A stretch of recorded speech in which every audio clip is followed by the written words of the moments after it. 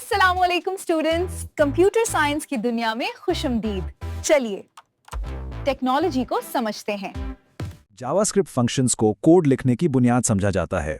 तो चलिए इस सफर को शुरू करते हैं और देखते हैं कि ये आखिर हैं क्या और इनसे काम कैसे लिया जाता है। अक्सर कोडिंग करते वक्त एक मसला सामने आता है कि एक ही काम के लिए कोड को बार बार लिखना पड़ता है। इससे ना सिर्फ वक्त ज़ाया होता है बल्कि गलतियों का इम्कान भी बहुत बढ़ जाता है। लेकिन इसका एक ज़बरदस्त हल है और वो है फंक्शन। फंक्शंस को कोड के छोटे छोटे पैकेट्स की तरह सोचा जा सकता है। इन्हें बस एक बार लिखें और फिर जब भी जरूरत पड़े, जहां भी जरूरत पड़े, बस इन्हें इस्तेमाल कर लें। सिंपल। अच्छा जी, तो चलिए बिल्कुल बेसिक्स से शुरू करते हैं और अपनी पहली सबसे आसान कोड तरकीब यानी एक सिंपल फंक्शन बनाते हैं। स्क्रीन पर देखिए, ये एक बिल्कुल सादा सा फंक्शन है। इसका नाम है ग्रीट और इसका काम बहुत ही सीधा सा है। जब भी इस फंक्शन को चलाया जाता है, यह हेलो स्टूडेंट का पैगाम दिखाता है। चलिए इस तरकीब को जरा तोड़कर देखते हैं। सबसे पहले आता है फंक्शन कीवर्ड। ये जावास्क्रिप्ट को बताता है कि हे, एक नई तरकीब शुरू हो रही है।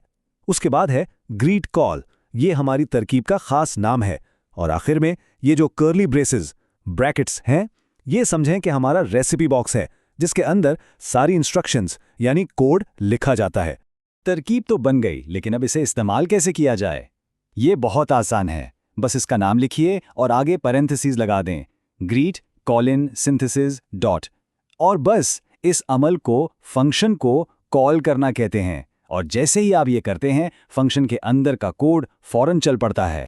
ठीक है, सिंपल फंक्शंस तो समझ आ गए। अब थोड़ा आगे बढ़ते हैं और देखते हैं कि इन्हें और भी ज्यादा पावरफुल और फ्लेक्सिबल कैसे बनाया जा सकता है। यहां फर्क बिल्कुल साफ नजर आ रहा है। एक सिंपल फंक्शन हमेशा हर हाल में एक ही काम करेगा, लेकिन एक फंक्शन जिसमें पैरामीटर्स हों, वो तो पूरी गेम ही बदल देता है। ये मुख्तलिफ इनपुट्स लेकर हर बार नए नताइज दे सकता है। इसकी मिसाल ऐसी है कि रेसिपी एक ही हो, लेकिन आप अज्जा बदलकर कभी केक बना रहे हैं और कभी पिज्जा। कोडिंग की दुनिया में इन अज्जा को पैरामीटर्स कहते हैं। मिसाल के तौर पर इस फंक्शन को देखिए, ऐड नंबर्स। इसके पैरेंथेसिस के अंदर a और b लिखा है ना, ये इसके दो पैरामीटर्स हैं।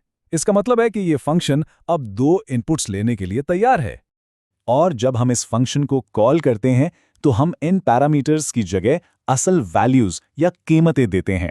जैसे यहां हमने 5 और 3 दिए। कोडिंग की जबान में इन वैल्यूज को आर्ग्यूमेंट्स कहा जाता है। और नतीजा क्या निकला? 8।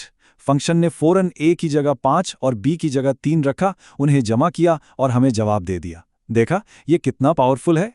तो सबसे अहम बात जो याद रखनी है वो ये है, फंक्शंस बहुत फ्लेक्सिबल होते हैं। आप इनमें जितने चाहे पैरामीटर्स इस्तेमाल कर सकते हैं और हर बार अलग अलग आर्ग्यूमेंट्स देकर बिल्कुल नए नताइज हासिल कर सकते हैं।